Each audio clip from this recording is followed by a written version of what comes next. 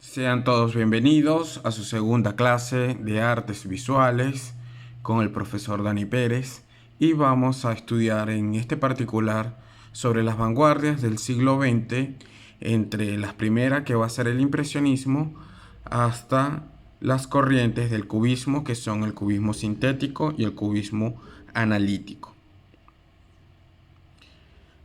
El impresionismo, como lo dijimos en la primera clase, lleva por título el nombre de un cuadro de Claudio Monet llamado Impresión Sol Naciente. Sin embargo, este cuadro va a marcar las reglas para este movimiento, que va a ser utilizar tonalidades claras y brillantes, pintar al aire libre, estudio de la luz natural, la abolición del negro absoluto. También va a tener un efecto sobre los objetos.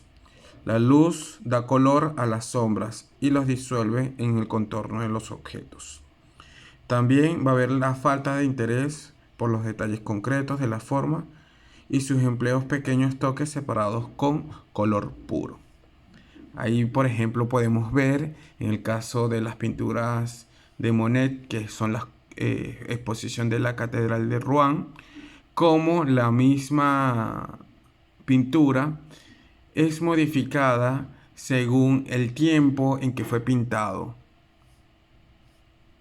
Otros pintores impresionistas van a ser Edgar Degas, Pierre Renoir y Camille Pissarro. Fijamos en ellos que existe una absorción importante de la luz.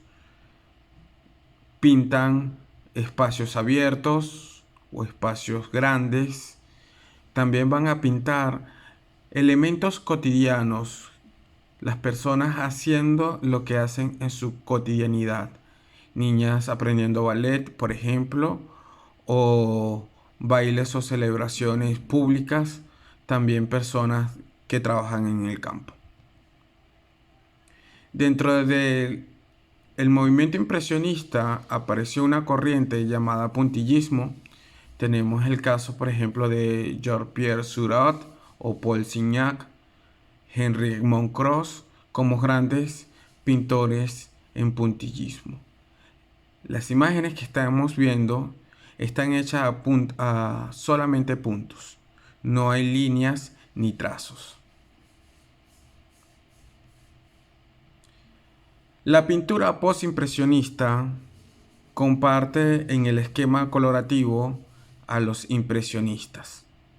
Sin embargo, se va a radicar un poco más hacia lo más personal, hacia la observación personal de cada pintor. También es conocida por postimpresionista solamente porque se desarrolla un periodo de tiempo posterior al impresionismo.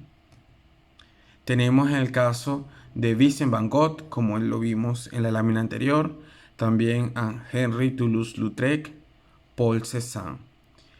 Cabe destacar que estas pinturas impresionistas y postimpresionistas se han también abocado a las nuevas formas y a los nuevos colores porque ya la invención de la fotografía estaba allí y dejaba que la fotografía plasmara la realidad. Ellos estaban interesados en plasmar más los enfoques del color, de la forma dentro de sus cuadros. Y, por ejemplo, cómo los colores también presentaban estados emocionales o estados de actividad.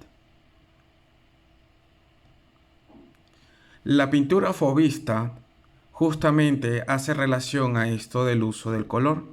Hay dos grandes exponentes como es Henri Matisse y Paul Gauguin. Ya ellos iban a identificar fuera de Europa otros elementos. Por ejemplo, Henri Matisse estaba muy apegado a la estética oriental y Paul Gauguin, que viajó a una isla del Pacífico, a Tahití específicamente, y empezó a retratar a las personas en ella. Otra característica de la pintura fauvista, que significa fiera, es el uso del color rojo como distintivo. La pintura expresionista, que tenemos el caso de Edvard Munch con su famoso y conocido grito, Gustav Klimt o Oskar Kokoschka, muestran aún más introspección. El color se hace cada vez más personal, demostrando los estados emocionales y pensamientos de los pintores.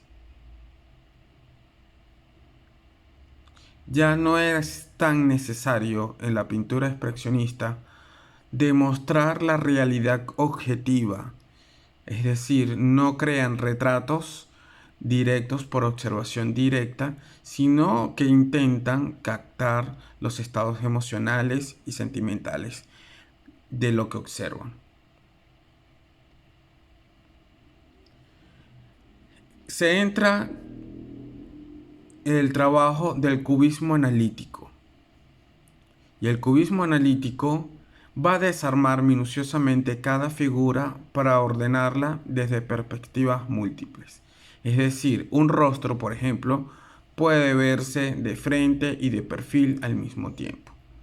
El cubismo nace justamente con Georges Braque y Pablo Picasso. Sin embargo, hay distinciones en el cubismo analítico del sintético. Por ejemplo, el analítico utiliza colores fríos o colores ocre, como lo que estamos viendo en las pinturas de Juan Gris o de Georges Braque. Ya el cubismo sintético presenta mayor contenido de color y las figuras van a ser más representativas en sus partes, es decir, van a ser más figurativas. Se podrán observar mejor en este caso o distinguir lo que es una taza, lo que es un rostro, lo que son, por ejemplo, frutas, bodegones, etc. Tenemos, por ejemplo, exponentes del cubismo sintético a Pablo Picasso y a Fernand Léger. Gracias, hasta aquí hemos completado la primera sesión del arte vanguardista. Nos veremos en la tercera clase.